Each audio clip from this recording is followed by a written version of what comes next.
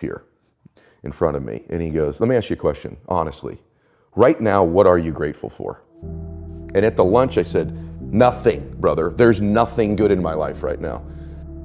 As I'm mouthing these words, two people walked in with an older man. Both of them clearly were fighting cancer somehow. Both had lost their hair. One of the ladies had a bonnet on, and they were barely moving in. Both walked by our table and gave me the most warm greeting, the warmest smile as a stranger. And he goes, that's pretty freaking pathetic. You can't find anything in your life to be grateful for right now? There's this thing people think that like, I'll be happy when? Once I get like this big, amazing home, or once I get this car, or once I get this relationship or an amount of money, then I'll allow myself some happiness. The problem is the finish line always moves. You never arrive there, right? The other part is people think, well, if I enjoy myself now, I'm gonna lose my drive.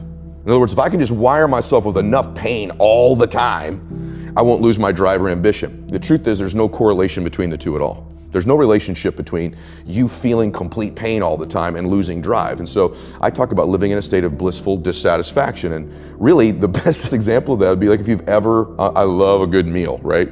You know, if I bite into a great piece of steak, if you're a steak eater like I am, you take that first bite, it's like complete bliss, right? There's no correlation between how great that tasted and your lack of desire for the next bite. In fact, that bliss causes you to want more of it. And so the more we can begin to reward ourselves with bliss, we're not gonna lose our dissatisfaction. We're not gonna lose that. And so for me, our brains, this dopamine hit you get when you do something successful, if you constantly cheat yourself out of that hit, right, biomechanically in your body, less and less in the future will you want to achieve the next level, the next dream, the next step. And that's why so many people stall out in life. We build habits, rituals, and disciplines that serve us, okay? The reason my standards are set so high is because I don't want to leave it up to my own devices. My standard is one more minute on the treadmill. My standard is one more person I can reach that day, one more phone call, one more something. And so for me, I raise them every single year, but the way I get to do it is I link it to my reasons. And so goals are really empty to me. You show me someone with compelling, emotional, gigantic reasons, I'll show you someone who's changing their standards all day long. So like, give you one quick version that you've not heard before. One of the reasons I'm relatively fit is not just peak state. I have an uncle in my family that died at 50 years old of a heart attack. He's my godfather, my dad's only brother. I kind of resembled him. And I look like him a lot. So on the way back from his funeral, my reticular activator's on heart attacks. On the TV screen on the airplane, I'm listening to music, is the Oprah Winfrey show. She's going through a new heart scan. I've unplugged my headphones, plug it into the airplane one. They're talking about this new scan at Cedars-Sinai that at that time was new. It could read the plaques in your arteries, the calcifications, without going, really invasively. I scheduled it. I went in. I had a world-class doctor who understood reasons and leverage instead of just prescribing. Because when we coach people, you need to do this, you need to do this. Doctors do it. Take this pill, take this. He understood leverage and reasons. And I'm in the, when I walk in, I sit down, the doctor comes out and he says, oh my, I can't believe these arteries are in that young body. Got my attention. We walk back in, we sit down. He could still go, you need Crestor, eat clean, get out of here. Isn't that what an average doctor does, right? No, wired me with huge reasons.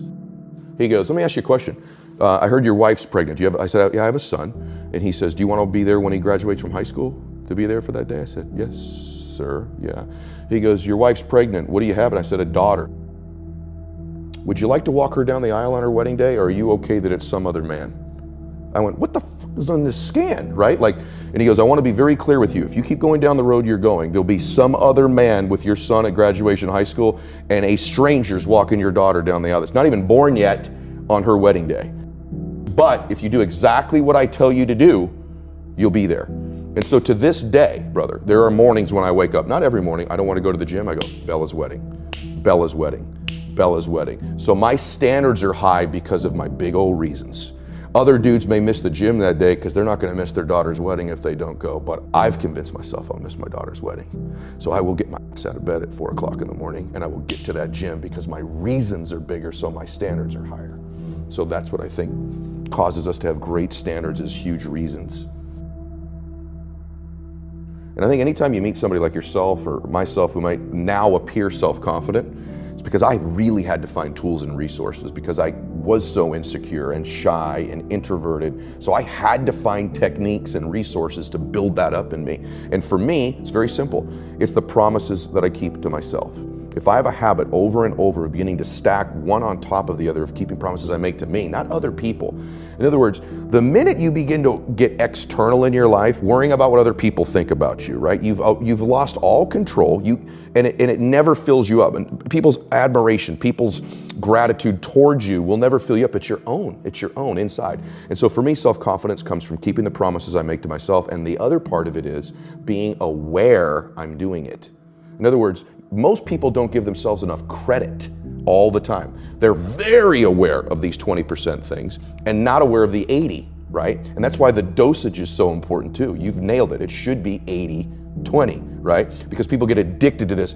I'm not good at this. People don't like this about me. I don't feel good. Instead of focusing on the 80 and stacking it up. Wow, I did eat what I said I was going to today. I did get up when I said I was going to. I made the amount of phone calls. I treated people in such a way I promised myself.